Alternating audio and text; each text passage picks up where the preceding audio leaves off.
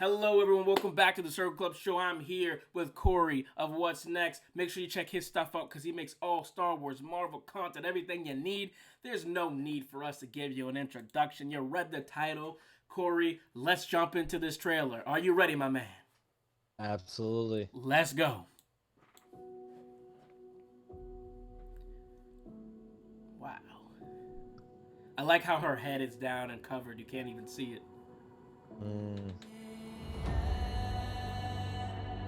They've crushed it with these trailers, man.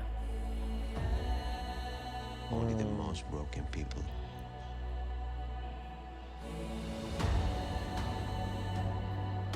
Visuals are just crazy again. Leaders. I don't know why Marvel doesn't do this across the board, bro. Just this is what it needs to look like every time. So see Okoye crying. His people did not call him general or king. They called him Kukul Khan. His accent is better this time too. Serpent God. Yeah. Killing him Look at him flying. will The feet. risk eternal war. He's coming for the surface world.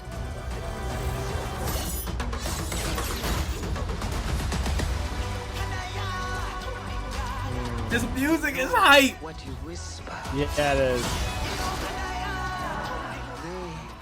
they have lost their protector.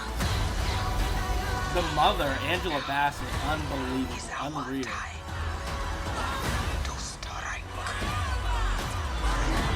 Yeah, he's all hard. Ironheart. Oh, we get an iron. Show Oh them man. who we are.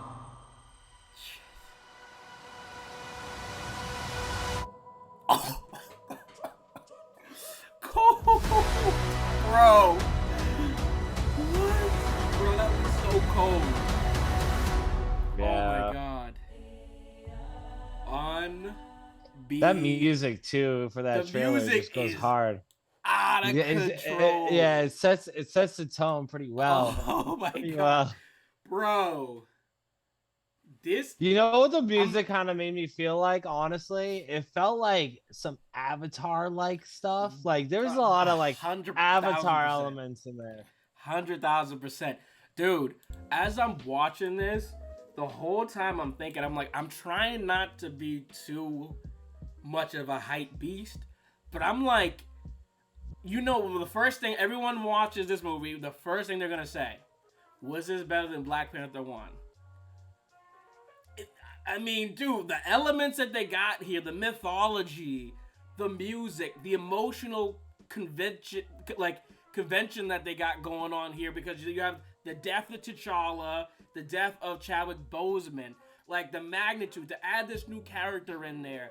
You know our theory that you know who is gonna show up in this. You got Namor flying with his feet. We've never seen anything like this. We've never seen anything with Underworld. I mean, this looks like this could really landing, bro. Like, we were originally, our expectation was, I hope they just give us something solid. I think it's gonna be incredible. Yeah, I think a big advantage this movie might have, and why it really will stick the landing, I think is, and I might get canceled for this, but it's gonna be a little less about, I think, Wakanda and the Wakandans, and more about Namor, right? I think Namor provides an ability, if you can really stick this character, his origins, and like, it's some, why I say that is something coming out of this trailer that the ultimate thing that stuck with me is that they didn't refer to Namor as a king, right? Yes. Or a ruler, right? Like Yeah. they refer to him almost as if he was a god to his Right. people, right? So for you to challenge this man, right? Like M'Baku says, it's damning yourself to an eternal war, right? Yeah. Where like you come after Namor, we will never sleep. We will never let you sleep. We will always come for you. It's important to note that he said they, not them. The Wakandans don't see him Yeah. as a god. His people see him, And if you kill Yes. their people's god, that creates this internal rift back and forth forever. You're never because I think M'Baku and the way the Wakandans see it is we'll handle him, you know. But I think M'Baku, and this is why I think he would have made a great Black Panther too, is to not be so hesitant or emotional and quick with his response. For him to kind of be like, we can't just kill this dude because that will create, because he isn't a god, but they think that he's a god, so he creates that issue, right? Yeah, and M'Baku is M'Baku is a character that I preach for a lot. I think he's earned his place, and he's almost very underrated in his placement, right within the MCU. I think he's earned more than what he's been given, and I do have predictions about the show. Like I've talked about how I do not believe, or I'm sorry, the movie. I apologize. Too many MCU shows nowadays, but with M'Baku, right? And I think the problem with Black Panther is you can't bring somebody in to fully replace T'Challa, right? Like you can't have somebody come in, be the king and Black Panther, right? And I think that's something I've been pretty set on. And I think M'Baku is a great individual who could be a leader for Wakanda. Has always thought about Wakanda first, has always been there, I think, on the right side too, in supporting Wakanda, right? And I think one of the things that doesn't slip my mind is one of the first things we see when M'Baku comes to the screen is talking about how Shuri scoffs at traditions, right? So M'Baku's very cognizant of, I think, the bigger picture and also a lot of those minute details. And I think that's what leads to that statement too from him with when it comes to Namor, is like, yo, this is way deeper than just an enemy. Like this. Like trying to wrap up this God comment is like he is like this big entity to these people, right? So we need to think about what we're really doing here, and I think they also need to think about who they're going after, because as this trailer shows, right, this man is clearly OP, right? And I compared him offline to Tyrone here to almost like a Captain Marvel like entry in here, where he is ready to go with the big boys right off the bat. He needs no runway, right? Like he is at full power at the start when we see him. I let's jump into the details of what we're seeing here in each of these frames. I agree with you, Corey. I sort of think that what we're gonna see from this character, because he's so OP, I don't think he's gonna be the villain. I think somehow, so you know, my big theory that I've said over and over is I think Doom is gonna be the one to instigate this, and they're gonna figure out that it was him, and the Wakandans and the Atlanteans are gonna come together to try to stop him. But Doom is just gonna be either gone or way too OP. But let's jump into what we're actually seeing and not predictions so much. So it opens up and we see here clearly T'Challa's mask. It doesn't look damaged, Corey. So, I mean, that sort of has me wondering, how did T'Challa die? I mean, I don't know, but it doesn't look like his mask was necessarily destroyed. Now, they could have repaired it, but I don't think they would have, just out of integrity. I mean, we're looking here. Clearly, this is a funeral proceeding going on. What is Namor doing here? What's going on with Namor? I think this is the scene to really show his ties to his culture, right? I think this is going to be something that we see probably pretty early on with him, showing his traditionalist, I think, views, right? I think a man who hasn't been around in the MCU ever, right? We haven't seen him. He's been probably underwater in Atlantis or wherever their location is that they're in, right? He's very tied to his community, very tied to his religion, tradition, whatever it might be, right? And this is, I think, a way to show that, right? I think in Black Panther, the original movie that they did a very great job in setting the tone of what that culture is like. I think they need to do the same thing for Atlantis, and I think that is more so just a scene and them trying to really expose and show what that culture really is like, so we can understand the differences. I think you're right, and then it's interesting you even say that, because the next scene we see some of the Wakandan culture. So you might be spot on that, you know, that little bit is just showing some of their religious practices. It's interesting that we get to actually see what Wakanda looks like, you know, some of the towns, the cities within Wakanda. Clearly there's this mural going on here. Then we get the same thing with the Atlanteans.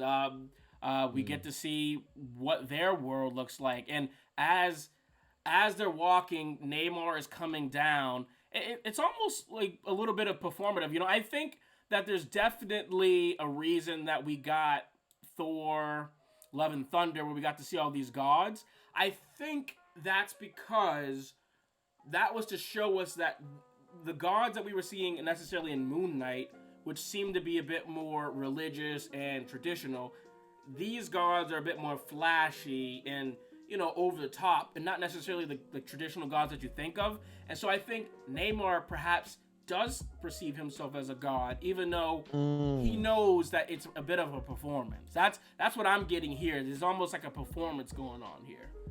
Yeah, I think that's a great call out, right? I think the thing about the gods, especially in Thor, Love, and Thunder, is I think it set the precedent. There's a lot of different versions of gods, right? Yes. And they some might be what we have always thought them to be, and others might not always be, right? And I think you bring up a good point in with Namor, and more so where I want to get with this is like, I think it leads to, going back to the M'Baku comment, he might be a god, right? Like, we might not know, right? Like, we still have no confirmation. I think a lot of people are leaning on the fact that he's going to be a mutant because he was a mutant in the comics. That's not, but if you look at Miss Marvel, right, she was an Inhuman, and they chose to make her, right, a mutant. Why not? If they wanted to, they could, in theory, make Namor a god, right? And then now that makes him even more OP, right? And puts him on a level that's more similar to Thor, right? And we know where Thor stacks up, right? So if you're really trying to establish somebody and overpower them, making them a god would be a great way in establishing Absolutely. All right, so then we see Okoye here. She's clearly upset, crying. The throne is vacant.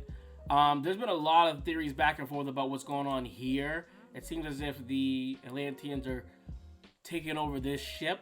Now, some people said that this ship was sort of directly related to Doom, potentially. I don't know about anything about that.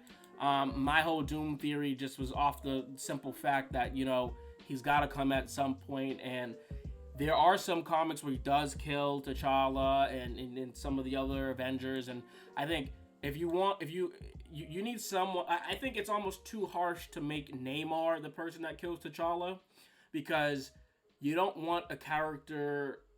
When you think about just the business side of it, right? There's gonna be a lot of people. You don't want the Mexican, the Spanish, Latino community, their first entrance into this, for them to be completely vilified. And so I think that he's probably more going to be anti-hero or someone who comes onto our side.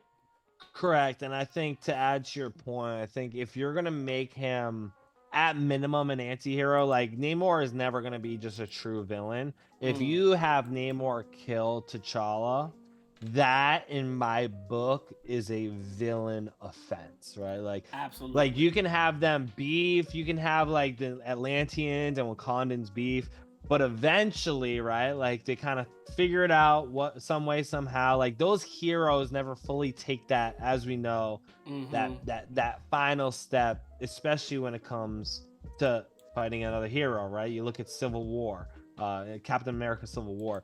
So I don't think, especially to the audience, we would get a lot of buy-in on Namor as a hero if they had Namor be the one that took Black Panther. That, to me, when it comes to an audience for the MCU, screams that person is now a villain. You just took a top tier. There's no hero. You can't it's redeem like yourself. It's like killing Iron Man or Doctor Strange. There's no redeeming yourself after killing one of those characters. It's kind of like why Thanos is Thanos, right? Like, Thanos off just the wrong people, right? He was trying to set this precedent that what he was doing was right for everybody, but it's like, no, you are a villain. Right? Yeah, you can't. You can't really. You just can't return after making a very dramatic choice like that as a director. Yeah. We see here that the Jabari Tribe there seems to be they're getting some influx of resources, materials, perhaps. I think we may see a similar thing like we saw in the first movie, where there's a divide about how we should proceed after T'Challa's death, and M'Baku is clearly someone who commands respect. You see other people from different tribes in the background meaning that this probably is a little bit of a split of how they should handle this. And Baku's telling them that they got to be careful about this because these people see him as a god. I really like in this scene too, you see they say the feather serpent god. Super cool that the way that he flies is from feathers on his feet, however that may be. That's something cool that we're getting for the first time. The military aspect here, go ahead. One thing on the M'Baku scene, right? Sure. I think the thing about these MCU trailers is they be showing us a lot of footage that is in the beginning of these movies, right? So I think a lot of what 100%. we've seen so far with Namor and the Wakandan scenes, I think come from an initial Act attack. And I one. think that M'Baku scene with all the different people from different tribes, I think comes from the fact that Namor does flood Wakanda, because if you look at this trailer, right, they show the throne room, right? Yep. And I think again later in this trailer they'll show it flooding, right? And if you look at that throne room and where it stands within a Wakandan city, it is high up within a skyscraper, right? So for water to be getting in there, that means there's got to be a lot of water within that city, right? So this might be more an evacuation to the mountains and where the Jabari are, because typically the Jabari have been kind of off on their own, although they're now more involved within Wakandan culture since T'Challa and M'Baku had their thing, and M'Baku has stepped up, right? I think this is another example why M'Baku might end up being king one day, is because here's him again probably stepping up, bringing all these refugees from the city, bringing the resources to really recoup. And this is where I think M'Baku is going to his speech really trying to tell people like, yo, we got to think about, like, we can't just like come back and attack, right? Like, this guy is somebody different. He's trying to establish like you guys jumped the gun too much. And M'Baku has always been that person that is like the safety plan. They're always leaning back on, right? So M'Baku clearly has an importance here. And I think that scene specifically is due to probably the flooding of Wakanda and them needing to go and take refuge within the mountains with the Mbari tribe. The Jabari tribe, Jabari tribe. Jesus. Yeah, absolutely. And then you look at this next scene. Now, this is where my Doom theory comes in pretty heavily here. Like, if you look at what's going on here, there appears to be some sort of scientist. I'm not sure who this woman is. She's clearly undercover. So that is interesting. Like, it appears that they think that she's on their side, but she's clearly undercover. So that's going to be an interesting play. But you look at here, I don't know if they got vibranium on this boat or whatever, but when you think about What If, you remember What If, there was that whole boat scene where they were trying to get the vibranium. Doom is obsessed with the idea of getting his hand on some vibranium. So that also sort of leads me to believe my theory that Doom may play a part in this. I think that he sort of potentially may have bitten off more than he can chew here, and maybe perhaps that's how they sort of figure it out. This next scene, we got Shuri. She's clearly contemplating what to do with the world. You see, if you look in the reflection at the top, that's the important part of this scene.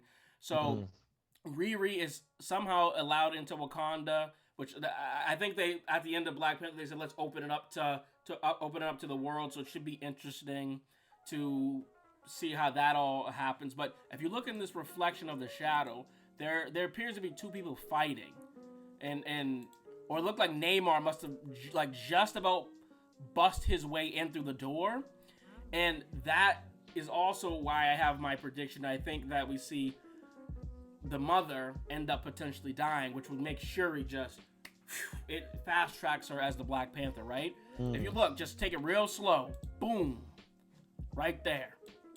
I don't know if you're seeing that, but yeah, that's definitely Namor. It looks like his staff that he was just holding too. Yeah.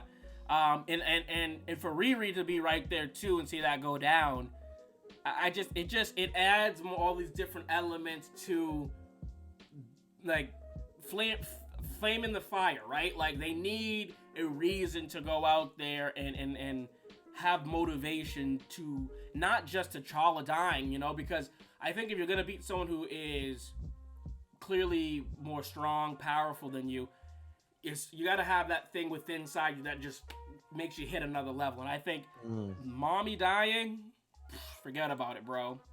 Mm. Here we got the tribe coming in here and handling business. Dormelage, Yeah, yeah. the Dormelage. And again, if this is on the boat, there's a reason that they're on the boat trying to defend it, right? It could be that they know the vibranium's on there. They could have set them up potentially. Mm. Move forward. November 11th, right around the corner.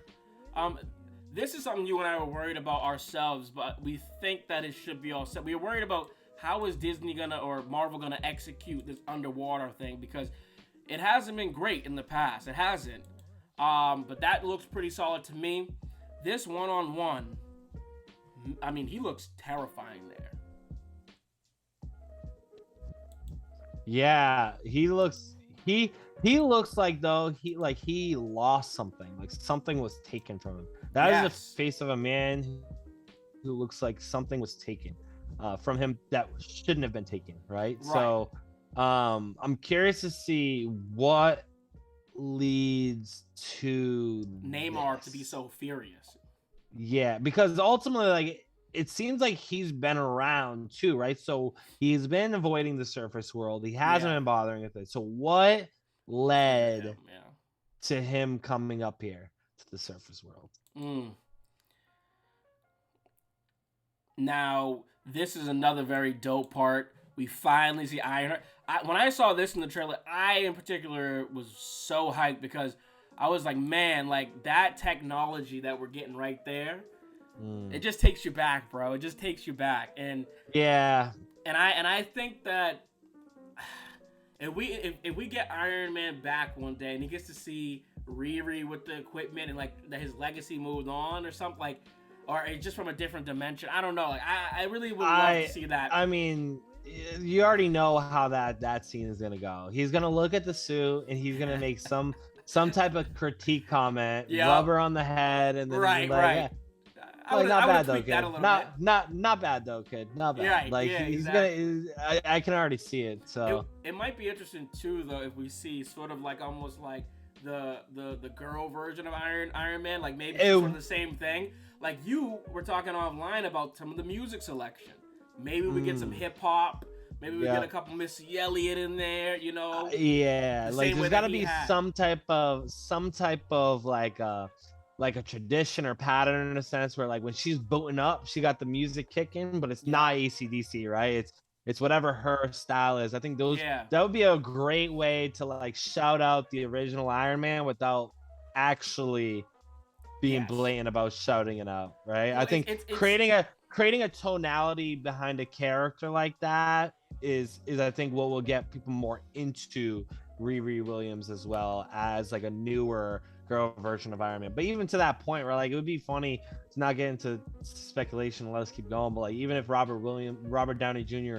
were to come back in here, like seeing something on the suit that he never thought about, and then her being like, oh yeah, like something like this to just show off her genius. Like that'd be a cool thing to see too. But anyways, let's keep pushing. It adds layers to that character. And we know Riri is going to MIT, and she clearly looked up to him as well. So it'll be sort of like a same super fan thing with Spider-Man, but from the female perspective. Wakanda clearly flooded here. Oh man, I mean they're just distraught about what's going on. I would say Marvel's done a good job because we cannot know or tell why T'Challa died. Like we just don't have that indication or hint. There's no hint whatsoever. We see M'Baku trying to hold it together here. I think he's gonna do a great performance with that. Like he clearly is upset, but he's trying to hold himself together to be, strength for the girls. Man, this flooding is gonna be something. But look at this. This dude is walking on air.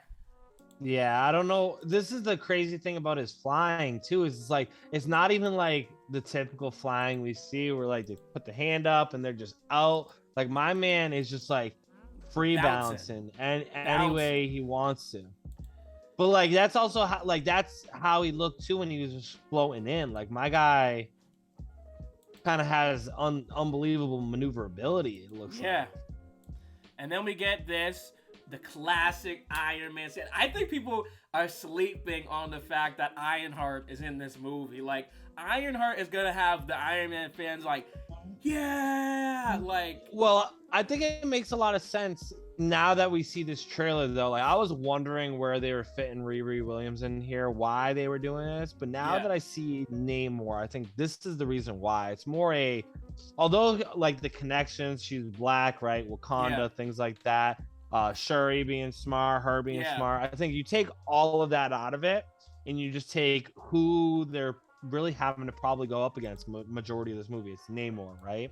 Mm-hmm. Shuri clearly is never going to be right now within this movie at the same level as what T'Challa was. T'Challa prepared his whole life to be Black Panther, so Shuri is not on T'Challa's level, right? And I would say T'Challa even struggled with Killmonger, right? And Namor is clearly way, way beyond Killmonger, right? Right.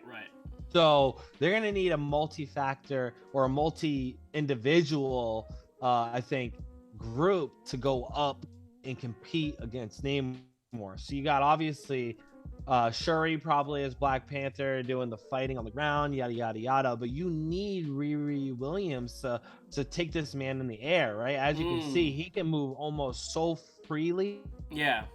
Within the air. You're gonna need to have some backup here to fight him, and I think Riri is meant to be that individual that helps ground Namor within the fighting that with her, because as we can see here, she's clearly getting her stuff together. Her suit, she allows her to fly. This suit is like very funny to me. It's funny looking. Like it's similar to what we're used to. It looks like Bumblebee almost. That's what I was gonna say. That's what I was gonna say. And if you look at that little speck in the air, that's got to be Namor she's going after, right? And even her, like, going after Namor and trying to ground him, as you said, like, that's going to be interesting to see how they do that as well. The villains that we're getting in this is going to be all a whole sort of animomorphic, like, fish-looking species and things. So that's going to be pretty cool. Okoye's in there. We haven't talked a lot about her. But I think that Nakia as a whole other little thing that and you know, Marvel, if they're not showing you someone, there's a reason. And I think the reason might be, and I don't want to say it, but I'm gonna say it, T'Challa Jr. Yeah, and I think that makes the most sense, right? Like, you think of somebody, if they're not as, I don't really feel her being as involved in this movie. And I think because of that, that being is because she's pregnant, right? Like, you think about a pregnant woman, she's not going out for drinks, right? Obvious reasons. She's not out and about. She's kind of busy 9 months of the year, right? Trying to get the deed done. And I think that's where Nakia will be, I think, primarily fixated. I think there has to be some type of involvement. I think the big question mark behind how does T'Challa die is left, obviously supposed to be a surprise, I think, for us in the movies, but has a lot bigger meaning. And I think there's going to be some type of shadow cast upon maybe T'Challa Jr., where they need Nakia to go protect herself. Where going back, and not to theorize, but like seeing Namor's face and looking like a man who had something taken from him, I wouldn't be surprised if something that was taken from him was a person, right? And that being the case, now he's out to come get revenge, right? And maybe that puts the target on Nakia in the future heir to the throne, right? Yes. So there's got to be something going on there that's deeper that they're hiding from us, because I think the lack of Nakia in here, I think the lack of understanding of what caused T'Challa to die is going to be a huge piece to obviously the plot moving forward. But I think it plays into your plot, right? Like, you've been a big Doctor Doom scheming in the background. I could see Doctor Doom having pulled some strings, right? Where if he wants vibranium, and if Atlanteans have a store of vibranium and Wakandans have a store of vibranium, what's the best way for him to get his hands on it? Create conflict. Let them have conflict. Let them beat themselves up, and it takes all eyes off him, right? So there's got to be somebody working something in the background here And I mean, your man's Doom. You've been calling it from day one, but there is something fishy, something, even if it's the government, something. something's fishy going on here. Yeah. And I think it's very critical to why everything plays out the way it does. And I think, it was probably too soon to recast T'Challa, so how do you get T'Challa back into the universe if you're not taking him from a different universe with the whole incursions thing? You make T'Challa Jr., right? So that's how we will get T'Challa again. Let's move forward. We see that the mother, and I keep saying the mother. I don't know why her name's Ramonda. I just call her that, but I just call her mom. She's mom. And they have this moment here, and it almost looks as if like you have to believe in yourself. You can do this. Riri is hype. Look at her go. And M'Baku's a beast. You saw that? Like, dude. Yeah. Man, I wish this guy was the Black white Panther. gorilla. Yeah, man. Yeah, dude. M'Baku's a fan fave, man. At least one of my faves. I recognize real when I see it, and M'Baku's a real one. Now, I had to ask you this, because I wasn't quite sure what was going on here. So this looks as if this is the throne. It's all on fire. How do you think this happens? Is this more Neymar, or? So I think this is our first real glimpse towards the end of this show, like of the movie, right? I think, although like I said with trailers, they show us a lot in the beginning. They do give us a quick glimpse, towards the end, and I think this is probably a scene right before the end where Shuri's really finally having to step up to Namor, right? And I think clearly this is in the aftermath of Wakanda being flooded. Like it has the visual of like, you just got to the boss, like you're in a video game, you just got to the boss in the level, like, and this is just the loading pre-narration before the battle ensues. Like this is what I see here, right? I think this is pre the last battle, and it's just setting the tone. Like this is all the devastation that's occurred, right? You got the fire to even add to the effect of it, because we know fire just screams destruction, right?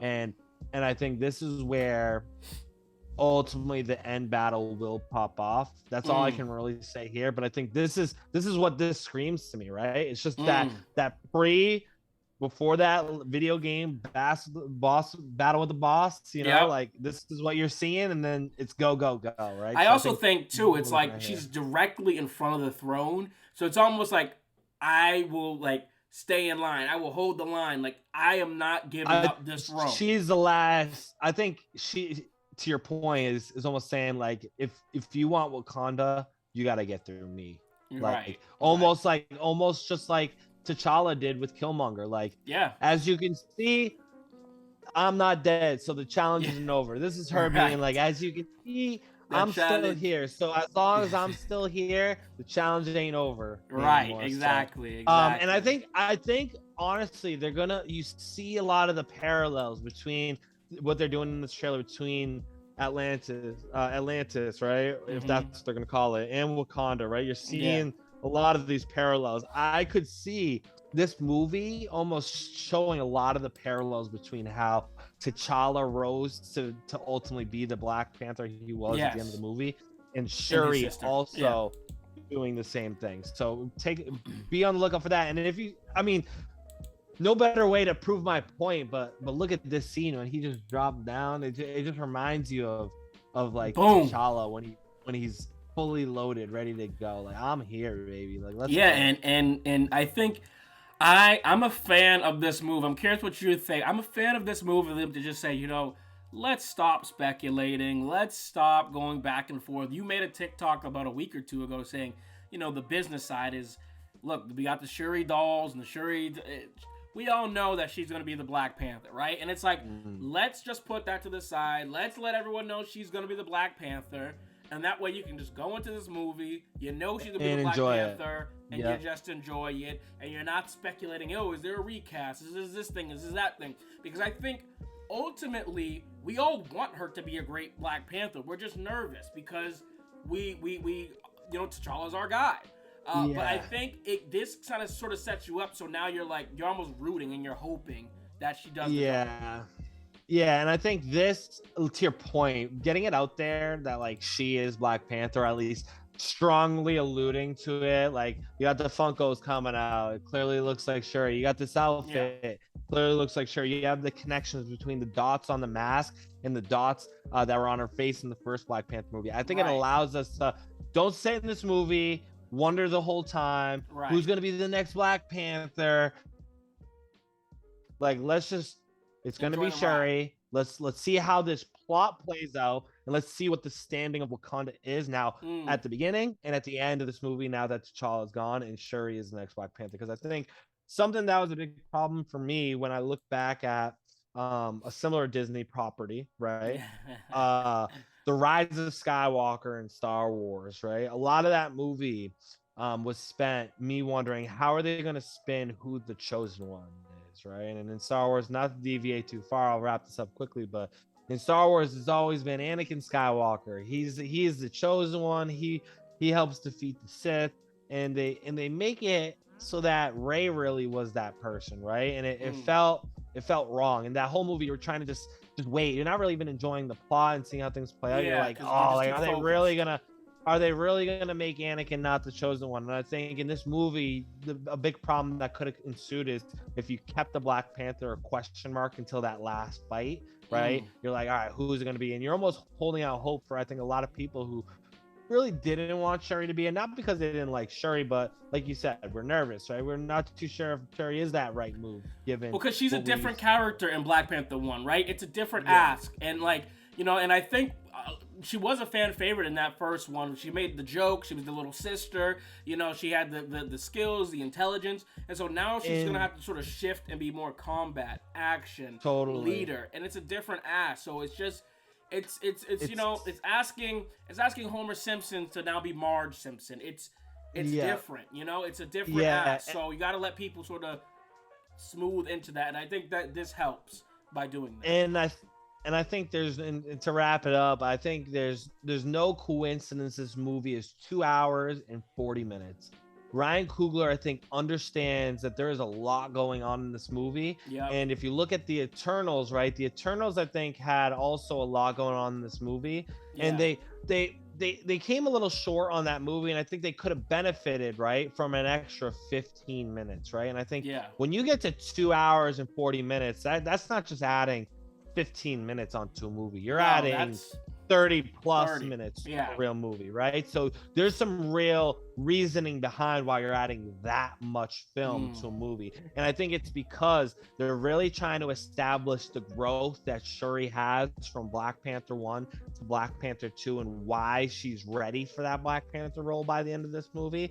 Secondly, the whole dynamic in introducing Namor, the Atlanteans, is another big ass that, to my point in the beginning of the trailer, they're really trying to establish those, I think, that understanding of the Atlantean culture, the understanding of where they come from, where they've been this whole time, why they haven't been around, and also the parallels that it probably has with Wakanda, because I think these two cultures will come together eventually and working with each other. But really trying to, I think the beauty of Black Panther 1 was Coogler did such a great job with not only establishing his characters and who they really are, but establishing what Wakanda is, what that culture is like. And I think this movie has the challenge not only of replacing T'Challa, Chadwick Boseman's T'Challa, but you need to take a character like Shuri and completely change who she is, evolve who she is to be that Black Panther. You need to establish the same. A lot has happened since then. Yeah, you need to establish the same type of cultural aspect the way you did with Wakanda, also for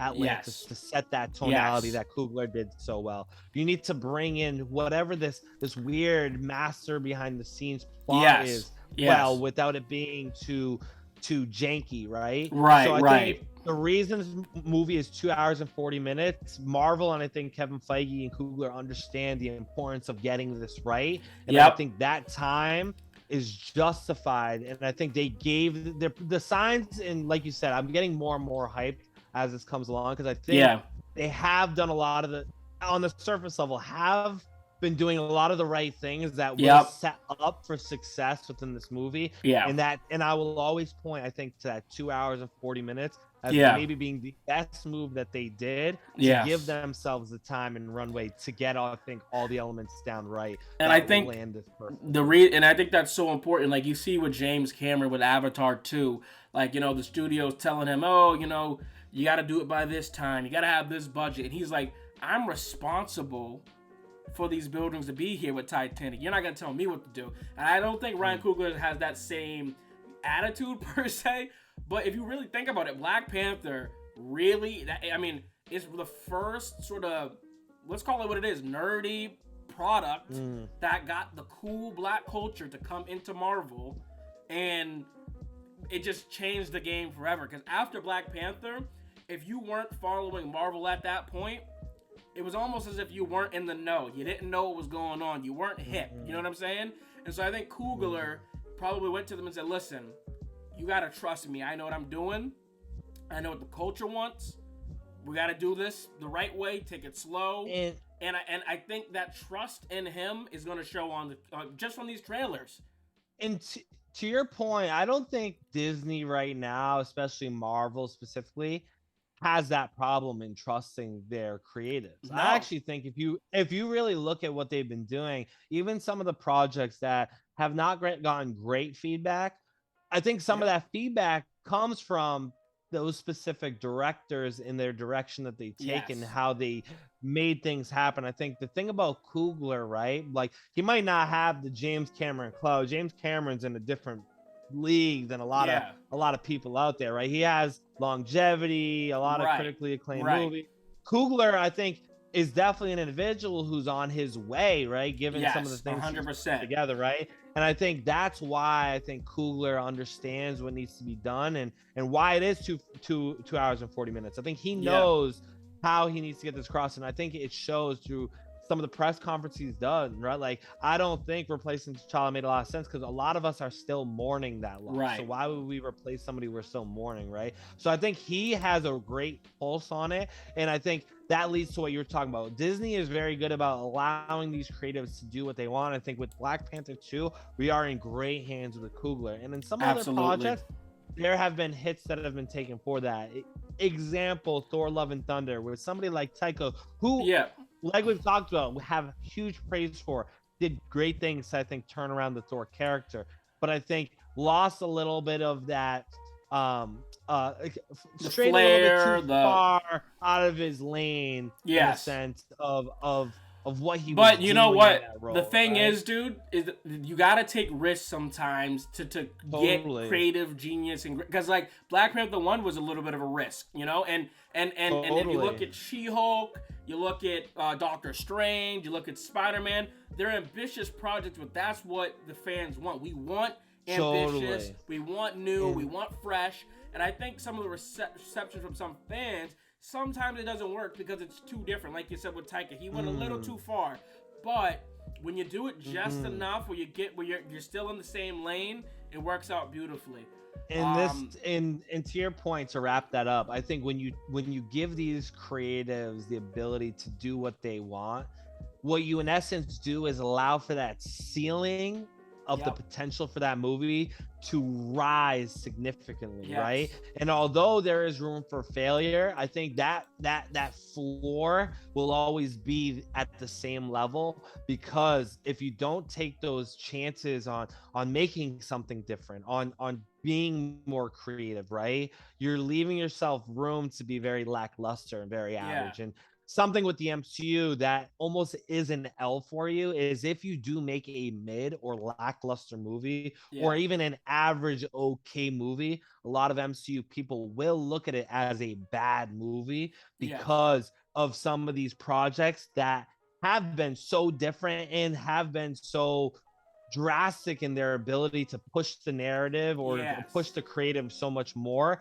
that the bar for a bad movie has been raised to just an okay movie, right? We are expecting higher and higher. So I think you need to give these directors a chance, even if they do fall flat on their face, because you will get somebody like a Coogler who makes a Black Panther 1. Absolutely. And hopefully makes a really great Black Panther 2. Because I am very bullish on this movie. Thank you guys if you're still watching. Make sure you go check out Corey. What's next? He's got way more theories and ideas. It's insane. November 11th can't come fast enough. We will be there actually a day or two early. We got some access, so we'll have our review up and ready for you guys to let you know, non-spoiler and spoiler. Corey, my man, thank you for coming on. As always, this was a phenomenal breakdown. Make sure you guys subscribe because we make new content every single day, every single week. And we will see you all in the next video. Wakanda Forever.